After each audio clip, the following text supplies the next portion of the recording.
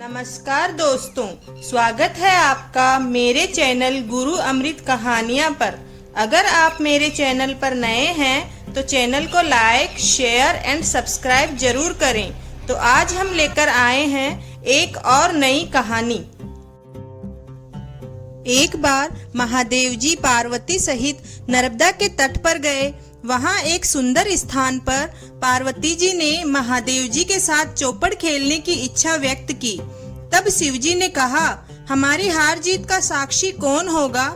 पार्वती ने तत्काल वहाँ की घास के तिनके बटोर कर एक पुतला बनाया और उसमें प्राण प्रतिष्ठा करके उससे कहा, बेटा, हम चौपड़ खेलना चाहते हैं, किंतु यहाँ हार जीत का साक्षी कोई नहीं है। अतः खेल के अंत में तुम हमारी हार जीत के साक्षी होकर बताना कि हम में से कौन जीता और कौन हारा। खेल आरंभ हुआ। देव योग से तीनों बार माता पार्वती ही जीती। जब अंत में बालक से हार जीत का निर्णय कराया गया तो उसने भगवान महादेव को विजयी बताया। परिणाम स्वरूप पार्वती ने गुस्सा होकर उसे एक पांव से लंगड़ा होने और वहां के कीचड़ में पड़ा रहकर दुख भोगने का श्राप दे दिया। बालक ने विनम्रता पूर्वक कहा, माता, मुझसे अज्ञानवश ऐसा हो गया है। मैंने किसी कुटिलता या द्वेष के कारण ऐसा नहीं किया। मुझे क्षमा कर दो माता, तथा श्राप से मुक्ति का उपाय बताएं। तब ममता रूपी माता को उस पर दया आ गई और वे बोली, यहाँ नाग कन्याएं गणेश पूजन करने आएंगी। उनके उपदेश से तुम गणेश व्रत करके मुझे प्राप्त करोगे। इतना कहकर वे कैलाश पर्वत चली गई। एक वर्ष बाद वहां श्रावण में नाग कन्याएं गणेश पूजन के लिए आई। नाग कन्याओं ने गणेश व्रत करके उस बालक को भी व्रत की विधि बताई। तत्पश्चात बालक ने 21 दिन तक श्री गणेश जी का व्रत किया।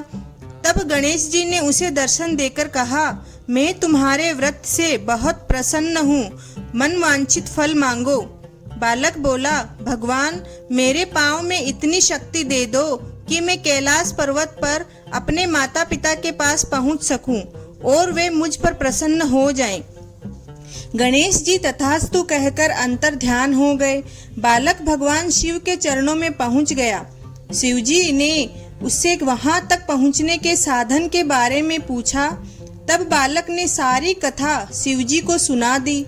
उधर उसी दिन से अप्रसन्न होकर माता पार्वती जी शिव जी से भी विमुख हो गई थी।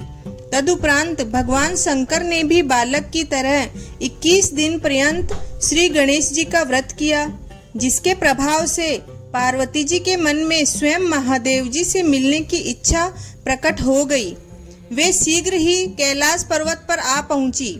वहां पहुंचकर पार्वती जी ने शिव जी से कहा, भगवान, आपने ऐसा कौन सा उपाय किया जिसके फलस्वरूप मैं आपके पास भागी भागी आ गई हूँ?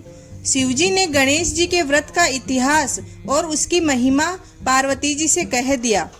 तब पार्वती जी ने अपने पुत्र कार्तिकेय से मिलने की इच्छा से 21 दिन तक 21-21 की संख्या में ध्रुवा, फूल तथा लड्डुओं से गणेश जी का पूजन किया।